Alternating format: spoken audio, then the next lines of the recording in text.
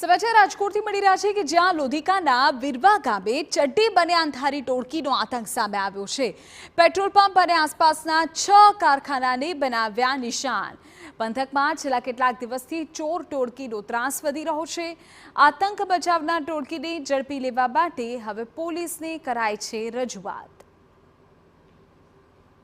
દૃશ્યોમાં પણ આખી ઘટનાઓ જોઈ શકાય છે। છેલ્લા કેટલાય દિવસથી આ પ્રકારે ચોર ટોળકીનો આતંક હોવાનું સ્થાનિકો પણ કહી રહ્યા છે।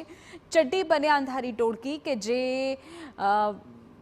ત્યાં દુકાનોની કારખાનાને નિશાને લે છે। લોધિકાના વિરવા ગામની ઘટના આપણે કહી રહ્યા છે। પેટ્રોલ પંપ અને આસપાસના 6 કારખાનાને નિશાન બનાવ્યા હોવાની જાણકારી સામે આવી રહી છે।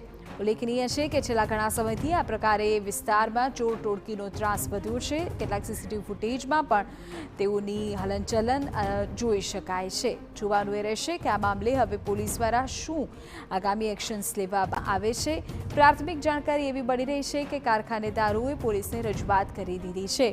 પૂરી માહિતી અમારા સંવાદદાતા મોહિત ભટ્ટ આપી રહ્યા છે। જી મોહિત, રાજકોટ જિલ્લામાં છેલ્લા ઘણા સમયથી તસ્કરો છે તેમના દ્વારા તડખાટ છે તે મચાવવામાં આવી રહ્યો છે। લોધિકાના વિરવા ગામ નજીક ચડ્ડી બનિયાન ગેંગના કેટલાક સભ્યો છે તેમના દ્વારા ચોરીને અંજામ છે તે આપવામાં આવ્યો છે। પેટ્રોલ પંપ અને આસપાસના 6 જેટલા કારખાનાઓને નિશાન બનાવે છે। હાલમાં તેના સીસીટીવી ફૂટેજ સામે આવે છે, જેને લઈને પોલીસ તેમના દ્વારા તપાસ છે તે શરૂ કરવામાં આવી છે। જી ઓકે મોહિત, આભાર જાણકારી બદલ। તો પોલીસ તપાસ હવે શરૂ થઈ ગઈ હોવાની માહિતી।